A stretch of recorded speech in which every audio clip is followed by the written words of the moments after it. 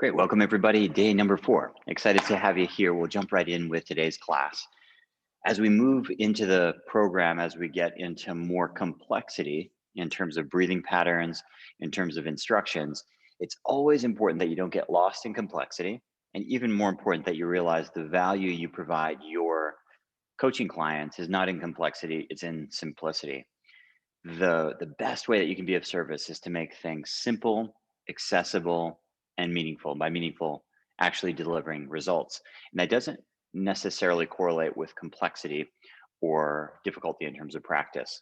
I mentioned that because today we're going to get into some practices that are a little bit more complex. And there's a time and a place for them. And with some clients, you might not even get this far, and that's okay. They can still get tremendous benefits from their practice. The practice that we'll be workshopping together at the end of this session is triangle breathing, which is kind of like the baby brother to box breathing. And I'll explain why in just a moment.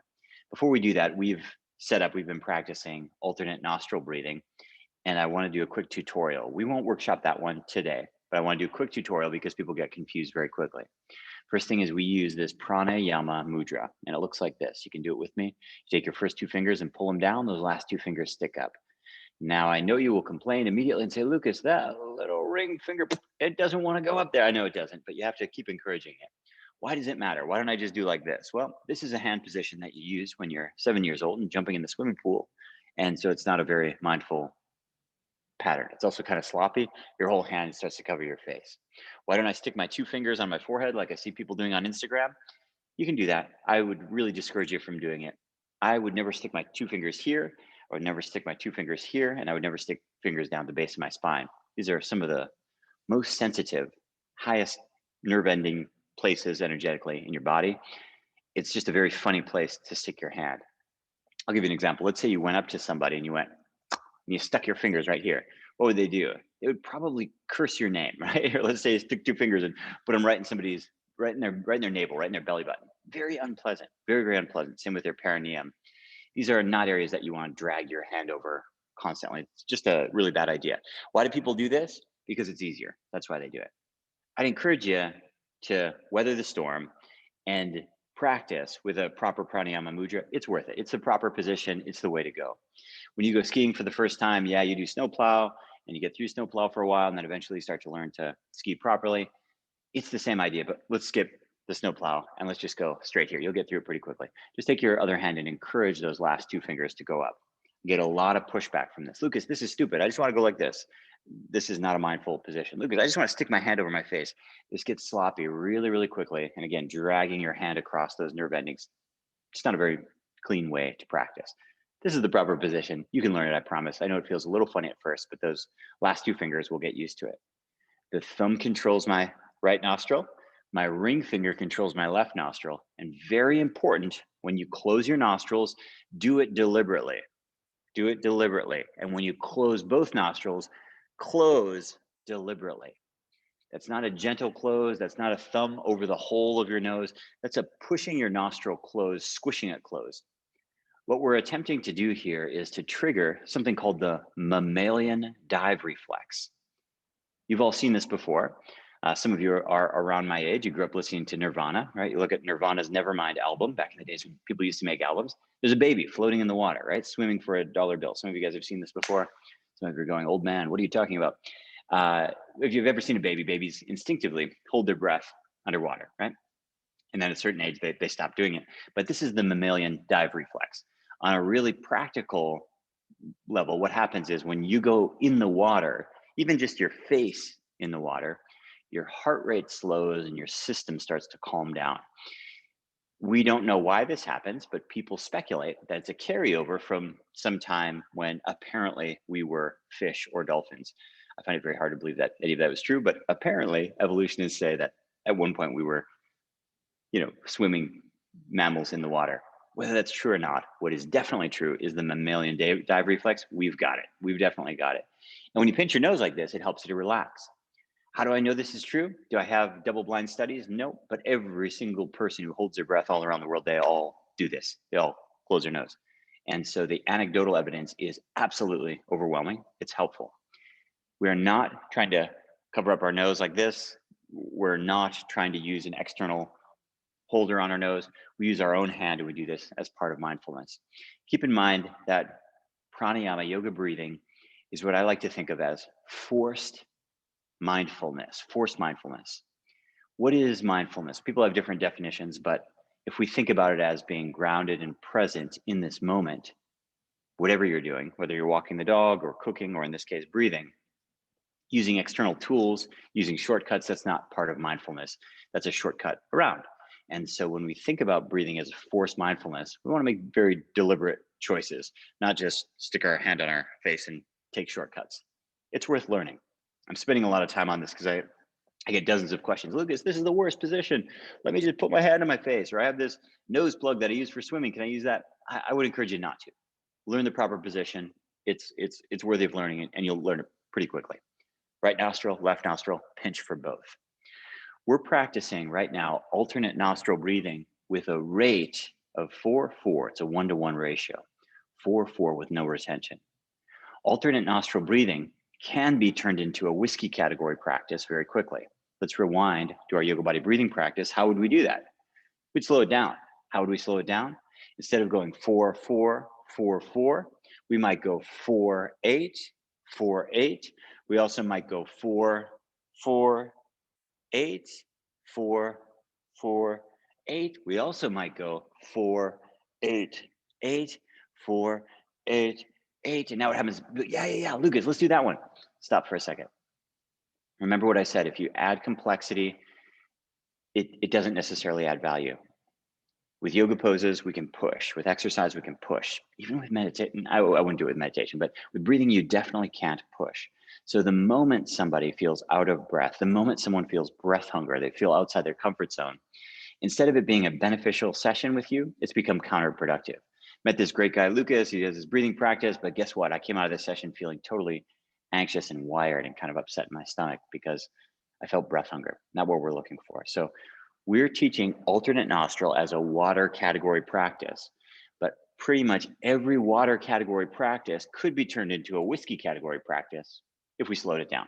That's all it is. It has to do with the rate and the ratio. When you're doing alternate nostril, remember to keep your hands clean. What I mean by that is inhale left, pinch and close, exhale right. Inhale right, pinch and close, exhale left. You'll have a tendency to do some of this stuff.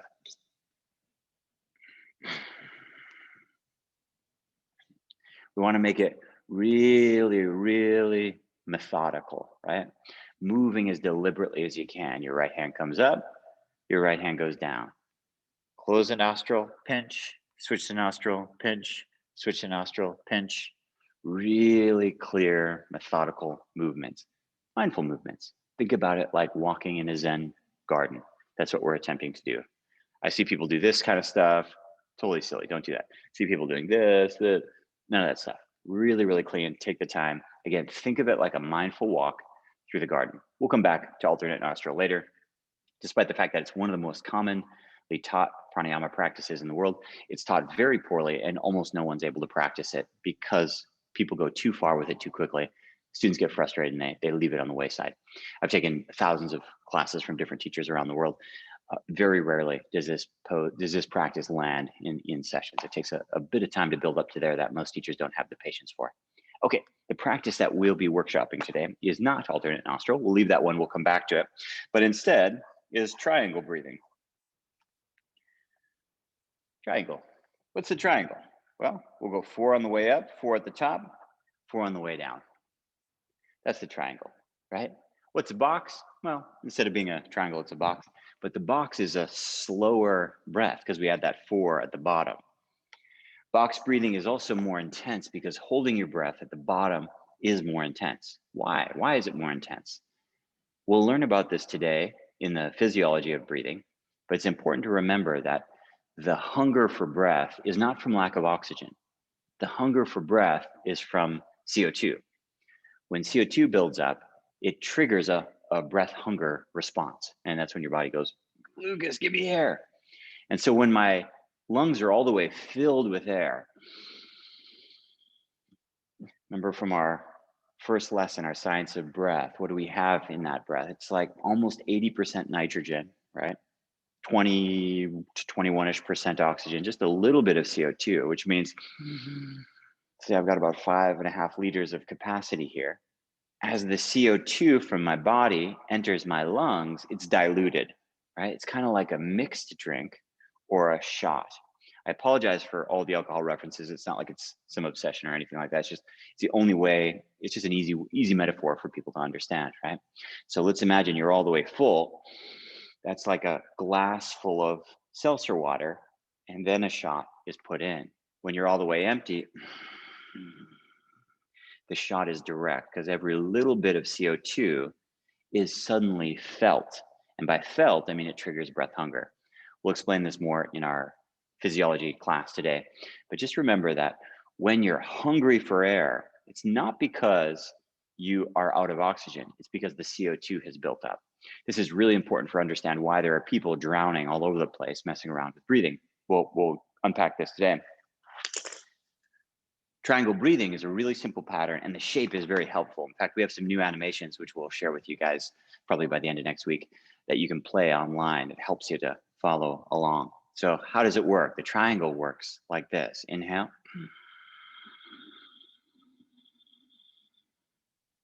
Hold. Exhale. Inhale. Hold. And exhale. So I don't know how my triangle was doing there. My eyes were closed, but you get the idea. I inhale to the count of 4. I hold at the top, and then I exhale to the count of 4. Now, how can you do this? You can do this a number of different ways. We could do this with an alternate nostril pattern. We do this all the kinds of different patterns. For the sake of our teaching, for both triangle and box breathing, let's use this pranayama mudra and let's hold at the top. So I'll show you again. I inhale to the count of.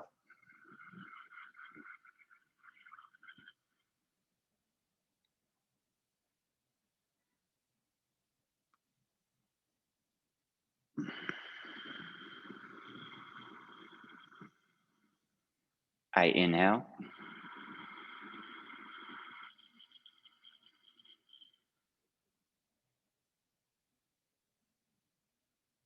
I exhale.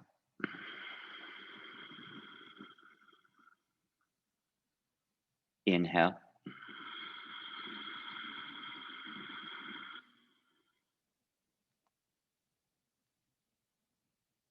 And exhale. Okay, let's pause for a moment. Get this visual locked in your head. I know it's simple, but as soon as you start teaching, you'll go, whoa, this is harder than I thought to teach. Question comes up, Lucas, why aren't you using Jalandhara Bandha? Why aren't you using the chin lock? We can do that. It needs to come much, much later, much, much later. Already this practice is heavy for people in terms of amount of information to take in and following along the count. What do I mean by heavy? I mean by breath 3, you'll have people going like this, totally discombobulated, looking through one eye like a pirate. You'll lose them completely. So you have to keep them focused. Why am I closing my nose? Why don't I just hold the breath at the top? You could, and I do, especially when I'm practicing this in public. Like if I'm out in the airport or something like this, I'll totally practice without my hand just so I'm not the weirdo yoga guy in the corner. When possible, however, we like to close and hold with our hand because, again, it helps to trigger that mammalian dive reflex.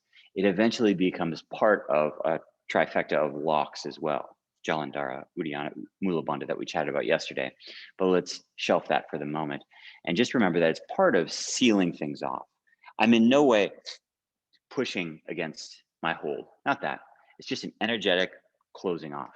It'd be sort of like the way to think about it is imagine you are standing on the edge of the Grand Canyon with like a child, and it's beautiful and everything's great. And you're on the edge, and you put your hand on the child's shoulder, both hands on the shoulder. You're not really holding them, but somehow it makes all of you feel so much more secure. It's the same with this. There's a huge psychosomatic element to it. When you lock and hold, it just has this reassuring sensation that goes throughout your body. So when we lock and hold, both with box breathing and triangle breathing, when possible, we close here.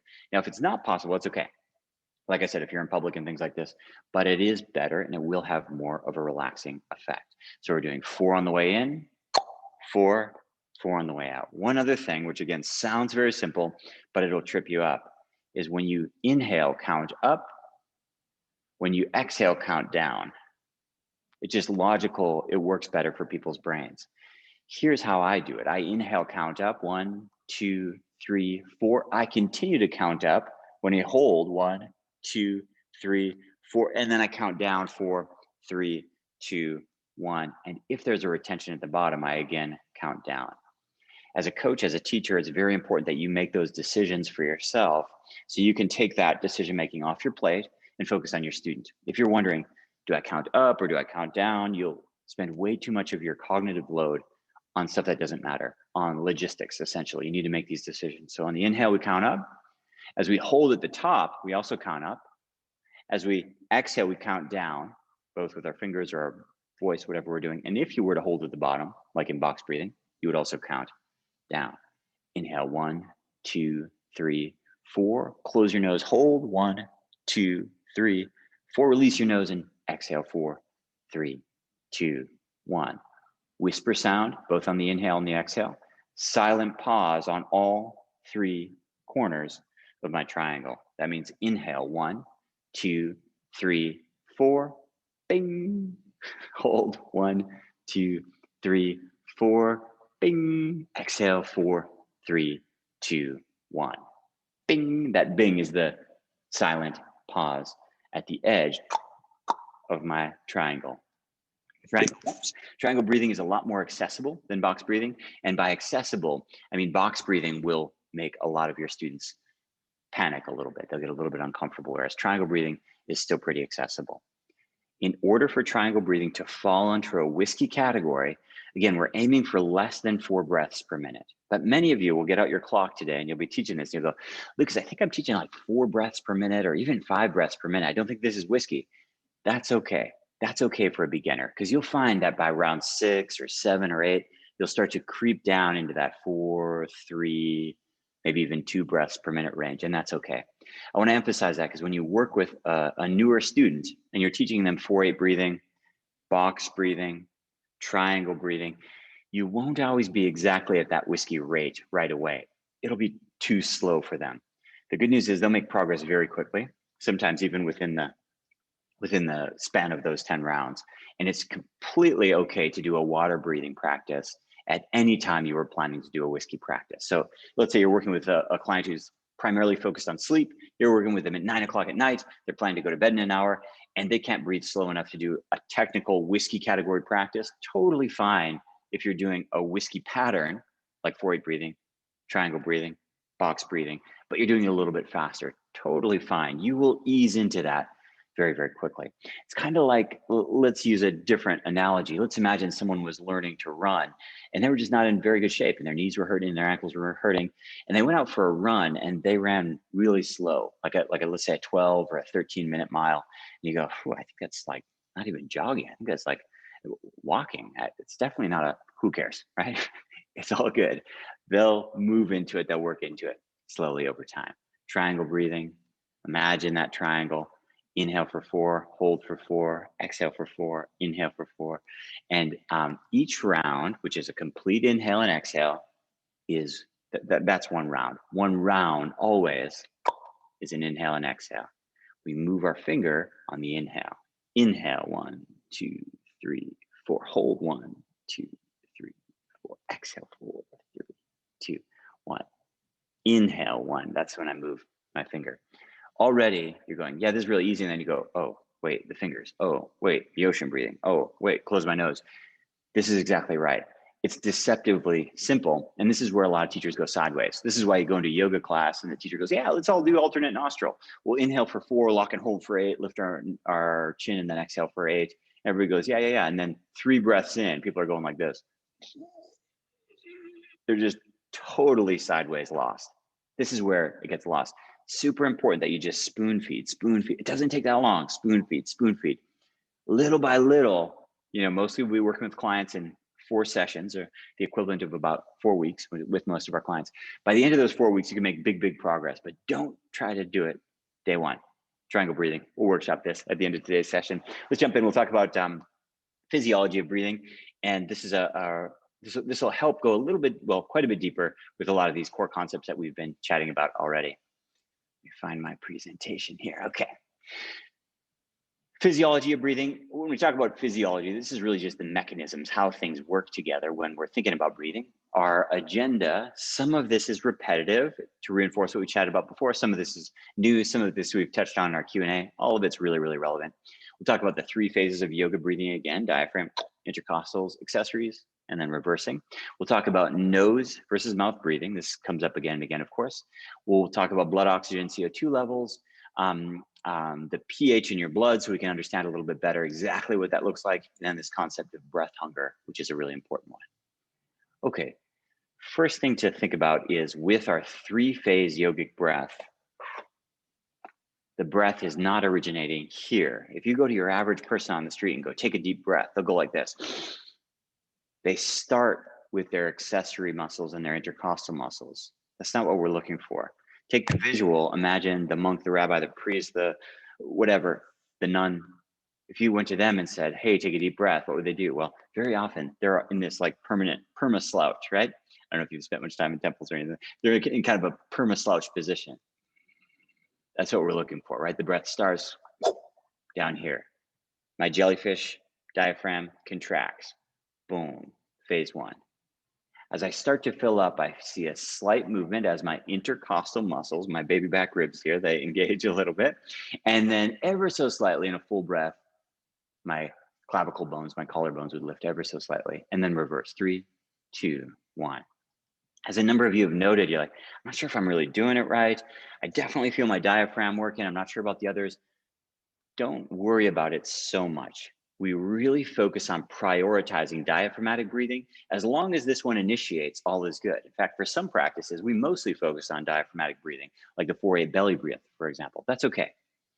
The intercostal phase 2, clavicle bones phase 3, those are really there because as you start to breathe more deeply, as you start to breathe in seated positions, they start to show up. And it's important to understand they are correct and appropriate. And it's not that you're breathing badly, but we want to prioritize diaphragmatic breathing. And again, here's what's happening. You go out in the street, you go, hey, Mr. Stranger on the street, take a deep breath. And they'll go, oh, what you just did is you told your nervous system, it's Thursday, I'm panicked, I need to go fight, flight, gather dinner, pull a log home. I'm a caveman living in a modern world, which is what we all are. We just tricked our nervous system. Instead, what we want to do is go, hey, Mr. Man on the street, breathe into your belly, which is my teacher slang for your diaphragm. That breath originates down here. It sends a very different nervous system signal to my brain. Okay, so 3-phase yogic breath, the way to think about it really is, again, just to prioritize diaphragmatic breathing over chest breathing. And I'd encourage you as a homework assignment to keep watching people in the grocery store specifically. Manual breathing techniques. Well, we can do abdominal contraction to force the air out. What does that look like? Instead of using my breathing muscles, I'm just lifting my pelvic floor, my abdomen, right? Breath of fire.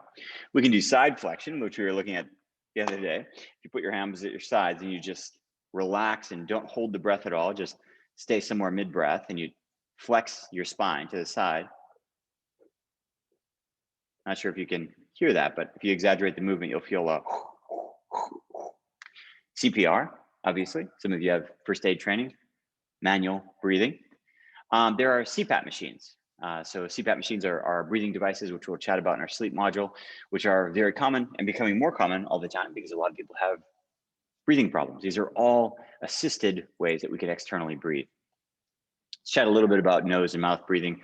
We've covered this to some extent, but let's get further into it. Why nose breathing?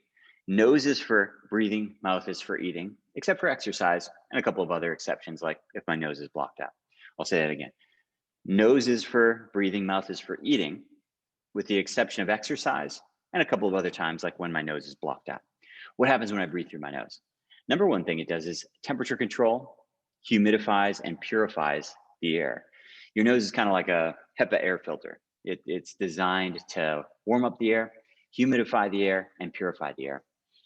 Let's imagine that you went out on a very, very cold winter day. If you've ever been in the mountains or something like that, you just opened up your mouth and started going, If you want to see what this feels like, open up your freezer, stick your head in there and start breathing in.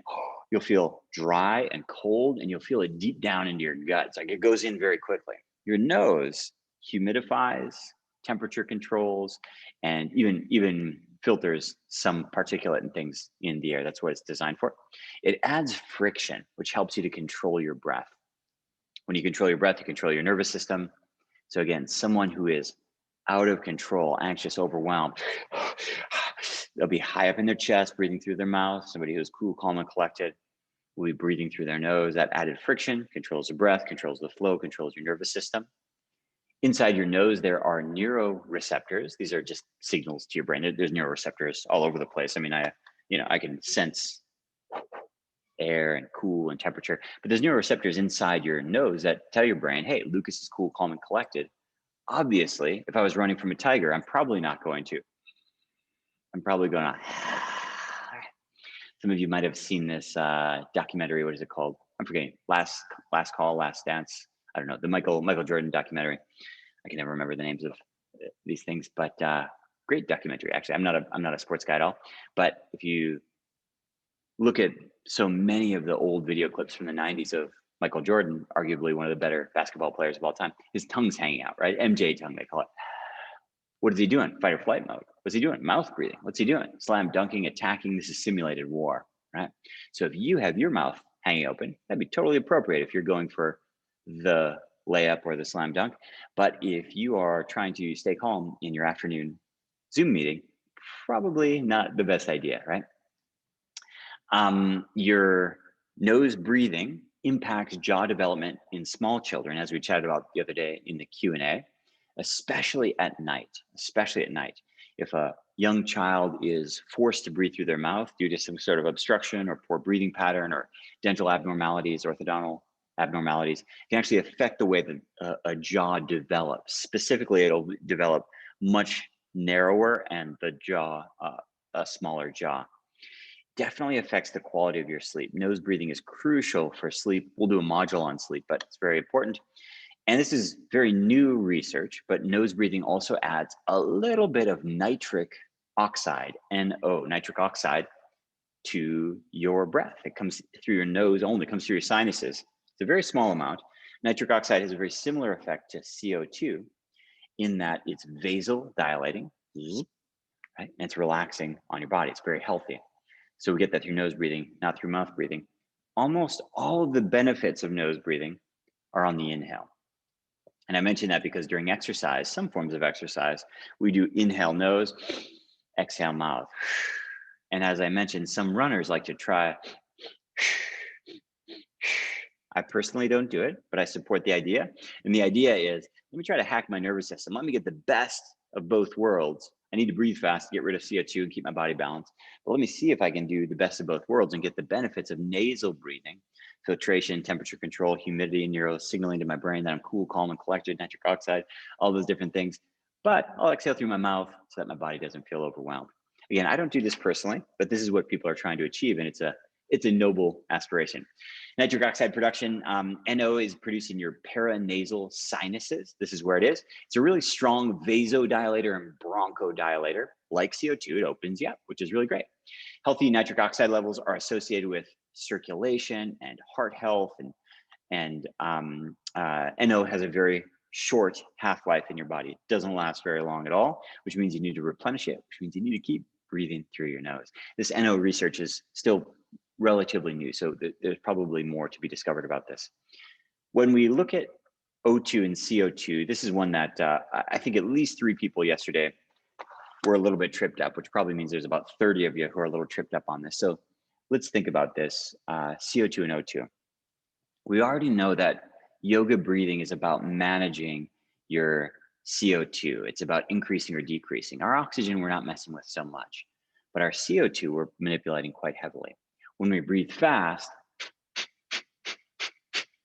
we're breathing off our CO2. We're lowering our CO2. When we breathe slowly, our CO2 is building up. And some of you were a little confused because you thought, if I'm breathing out so slowly, aren't I just blowing it all out? Let me help you to think about this. Let's imagine that your body's like your muscles. let's imagine they were in this studio and they're like a little campfire, right? And right now I'm just chilling. I'm sitting on the floor having a wonderful conversation on a Thursday with a bunch of people from around the world. So I just need a little campfire to keep everything going. A little bit of metabolic campfire, right? So I've got in the middle of the room just a little bit of fire. And that fire lets off a little bit of smoke, right? A little bit of smoke, a little bit of smoke, no big deal, right? A little bit smelly, my clothes, but no big deal. I'm fine, I'm teaching. If I get too much smoke, right? Big problem, big problem. If I have too little smoke, well, that means my fire is not strong enough to keep my metabolism going. This is a flawed analogy, but I think it's going to help you with the visual. Let's imagine that smoke is CO2 and the rest of the room is my nitrogen and my oxygen. If I breathe at a normal pace, that would be like me every, couple of moments going over to the door and going, and then the air would waft out and I wouldn't suffocate or asphyxiate or anything like that. That would be a normal breath. Let's say my metabolic fire hasn't changed, meaning I'm still sitting here on the floor, sitting on your bed, wherever you are. But suddenly I go, I got an idea. I learned about this breath of fire thing. Let me walk over to the door and I start going,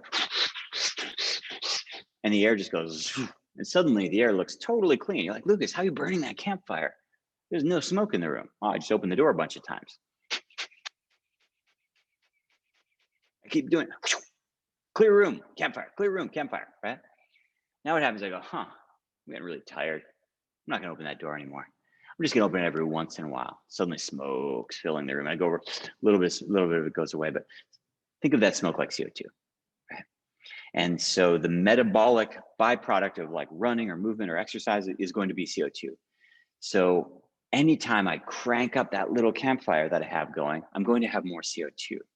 So sitting here, I'm generating a certain amount of basal CO2 or tidal CO2 it's referred to. If I start moving around, it starts to get higher. If I start to move around without opening that door, it's going to get higher as well. Again, a way to feel this is you hold your breath, walk around the room, walk around the room, walk around the room. Imagine that was a little campfire inside of you and that smoke, it wants to come out. We'll get into exactly why it wants to come out in just a moment, but that's a way to think about CO2. Metabolic campfire is burning. How fast we breathe is how fast we let out that smoke. Now let's imagine we had a sprinter. What's happening with the sprinter? Well, that little campfire is nothing. I'm doing full out. I need a raging bonfire. So I'm throwing logs on. I'm burning body fat. I'm burning energy bars and gels and all kinds of things. Smoke's going everywhere. What do I need to do? I need MJ tongue, right? You understand what I mean? I need to get that smoke out of my body. I need to get that carbon dioxide out of my body, or I'm not going to make it. I'm not going to make it. This is a way to think about CO2, O2 balance. When I'm sitting in a room, I'm normally over breathing. This is the challenge. That's a little bit hard to understand, but most people are breathing too fast, which means most people are overdoing it and they're letting out all this when it's not really necessary. And that smoke, unlike smoke in a room, which is toxic, CO2 is not like that. It's not going to asphyxiate me. I need a certain amount to be able to absorb the oxygen in the room. If you're stuck on this, just we'll go on this. We'll go over this again and again. I know it's one of the simplest and yet most confusing concepts in breathing. And this is why even people who've written books on this stuff will do lectures and speeches and they'll say, every time you breathe, you're increasing your oxygen. There's toxic CO2 everywhere. And you go, whoa, what are you talking about? People get this backwards so often. Some of the biggest breathing coaches in the world get this backwards. Medical doctors I hear all the time in podcasts and news and interviews. And it's a really important concept. It's a little bit counterintuitive, so it takes some time to let it land. O2 saturation of your blood does not mean more O2 in your body. This is what's really important. I've already shared this analogy, but I'll share it again because it's really important. Let's imagine that you have anemia. In fact, many of you have probably had low iron at some point, or you've probably known somebody who had low iron at some point. When you go to the doctor doesn't go, oh, you have low iron. Here, take all this iron. Because first of all, it gives you a terrible bellyache. And second of all, it doesn't necessarily mean that you absorb it. You might have plenty of iron in your diet, but your B vitamins are messed up, so you can't absorb it. It's the same thing with oxygen. Most of you, if we put a blood oximeter on you, you've got plenty of blood oxygen, but you might not be absorbing it because you don't have the CO2 levels required to let that hemoglobin release the oxygen. And so the amount of oxygen in your blood does not necessarily correlate with the amount in your cells, the amount that you're absorbing. We need CO2 for absorption. This is where it gets really confusing. Oxygen actually depends on CO2. If you want to feel this, that exercise we chatted about 2 days ago is probably one of the best ones. If it was all about oxygen, I could just go, hey, this room's got 21-ish% oxygen. Why am I feeling so dizzy? Why am I feeling so dizzy? My blood oxygen's at 99%. Why can't I absorb it? You can't absorb it because vasoconstriction. You can't absorb it because you need that CO2 so hemoglobin can release that oxygen, right? So it's more complicated than just pumping you full of oxygen. It's more complicated than just pumping you full of iron, or we do it to fix anemia. All of these things in nature are trying to work symbiotically. And our goal, the hardest goal, is to find balance. How do we measure it? Well, I showed you that blood oximeter that I have. It costs $20. This can be a fun, I think it costs even less. It can be a fun little tool to have. You don't end up finding that useful information from the blood oxygen because it's almost always the same. But the pulse is very interesting. And when you're working with clients or working with yourself, it can be really, really helpful to watch your own pulse drop. It's rewarding. Sometimes if you're a numbers person, you'll get a little hit from knowing that, hey, I went from 60 beats per minute down to 50. That can be exciting. Our game is really CO2 manipulation, especially with the practices we're working with. We're mostly working with CO2. We're increasing and decreasing our CO2. Can you measure CO2? You can. It's complicated and the devices are really expensive. I have this capnometer. I'll show it to you in an extra video. And of course, it costs hundreds of dollars. It's technically a medical device. I got it off an EMT on eBay. It's not something that you can really get access to. And it's not really necessary. It's not really necessary, but I'll give you a visual just so you can get an idea of how it works. Yoga breathing is mostly about CO2. The cliches that you see online, that breath is life and oxygen cures everything. This is, it's the wrong focus. It's the same thing as when people focus on exercise for fat burning. Yes, you burn fat when you exercise. Yes, you breathe in oxygen when you breathe. But the real game of exercise is the hormetic effect, the hormone balancing effect, no matter what kind of exercise you're doing. The real benefit of breathing is the CO2 manipulation, which in turn, yes, affects your oxygen absorption. It's a little bit of a tricky one. We'll come back to it again and again. Let's chat about this blood pH. The first thing to remember is that our goal is not to alkalize the body. This blood alkaline, acid alkaline thing's been around for 30 years, and there's books, the acid alkaline balance, the alkaline cure. There's multi-level marketing companies selling alkalinized water and all this kind of crazy stuff. Most of that stuff's nonsense. Your blood is alkaline already. It's already alkaline. And it will stay alkaline when we're practicing, but breathing slowly will make it go a little less alkaline. Breathing fast will make it go a little more. Will it cure cancer? No. Will it fight all diseases? No. Will it kill coronavirus? No. Will it kill Ebola? People make these claims. It's not true. It's not true. Does it have an impact? For sure. Do we know exactly what? No. No, we don't know exactly what. The reason that it's important to understand is because it demonstrates the potency of yoga breathing. There's absolutely no question that it's working. With other mind-body practices, there is some potential that they're doing nothing. That is possible. With yoga breathing, there's no question that's actually changing you on a physiological level, on a chemical level, which is really, really interesting. It would be a mistake, however, to make some kind of claims about this. This is a really important concept to understand.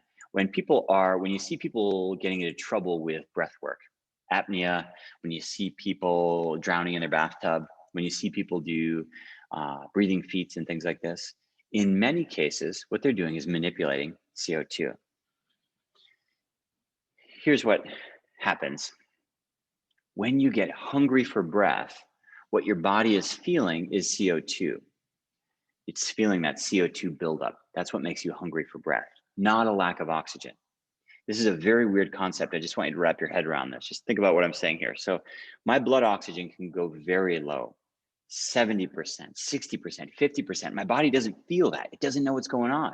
But if my carbon dioxide levels go up, my CO2, my body, that's the trigger. That's the trigger where my body goes, man, I'm hungry. I'm so hungry. I'm so hungry for air.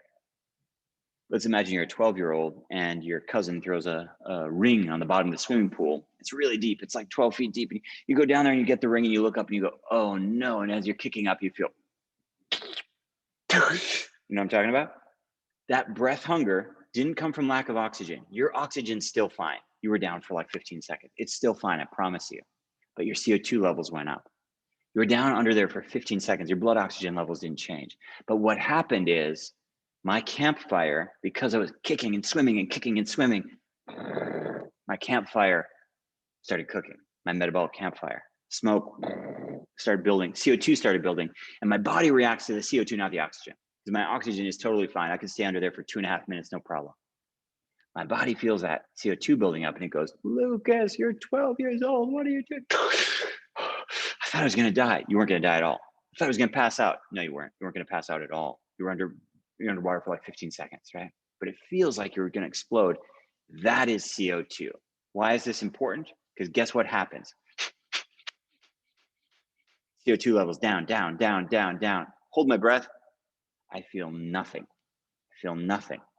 How does somebody go from being able to hold their breath for 90 seconds to 4.5 minutes in like a 15-minute session? By throwing off CO2. This is really exciting for people, and they want to be in the Guinness Book of World Records, and they want to share it on Instagram, and they want to do all these tricks and be a YouTube famous. So they go in their bathtub and they go,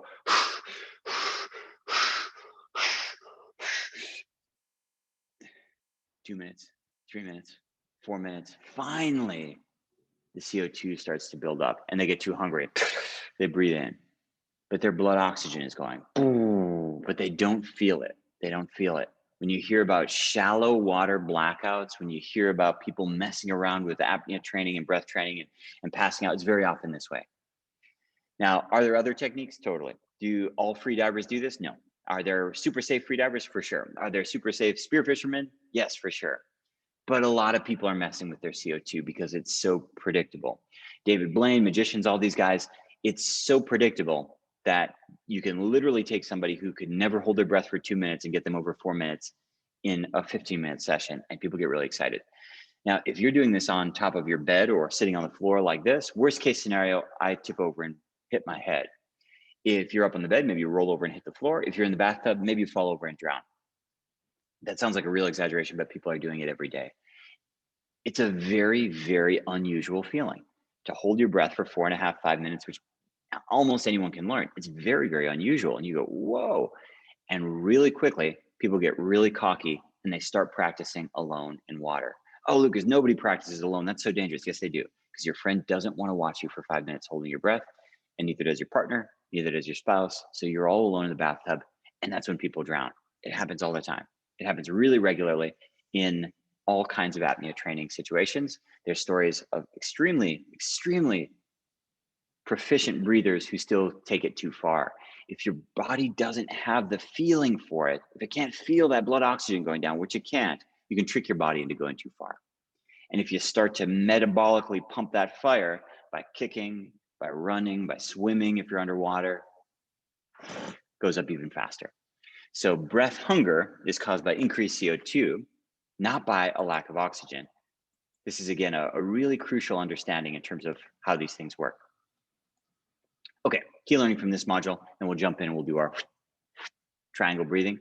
Nose breathing is natural breathing. If you look at the way a healthy baby breathes, if you look at the way a balanced person breathes, it's always through their mouth. You know this. Let's imagine, again, use the example, you go to the grocery store, it's holiday times, there's someone outside the grocery store dinging a bell, collecting money, and it's somebody going like,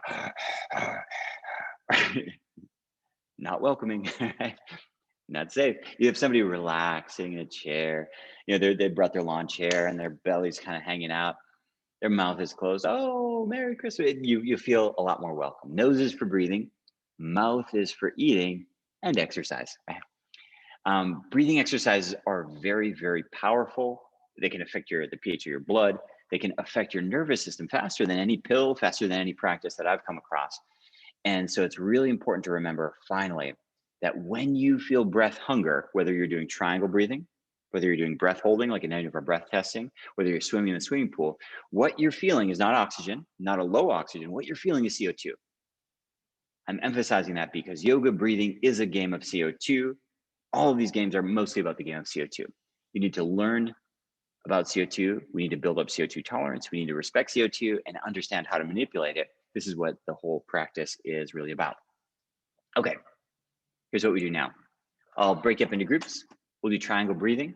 Remember, it's inhale 1, 2, 3, 4, pause. 1, 2, 3, 4, pause. 4, 3, 2, 1. Inhale. 1, 2, 3, 4. We pinch and close our nose. Chin stays parallel to the ground. We hold for 4. Release your hand and exhale for 4. This is way harder than you think. Whisper sound. The hand comes up. The hand goes down. None of this hand on your face. I don't want to see any of this kind of stuff, right? None of this kind of stuff. It's like this. Last 2 fingers are up. Pinch and hold. Hand goes down. Chin stays parallel. Whisper sound on the way up. Hold. Whisper sound on the way out. Okay, I'll break up into groups and then we'll come back in just a little bit.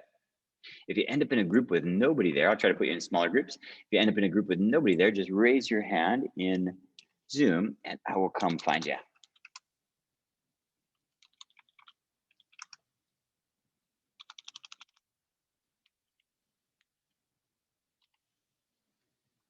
Give me just 1 second.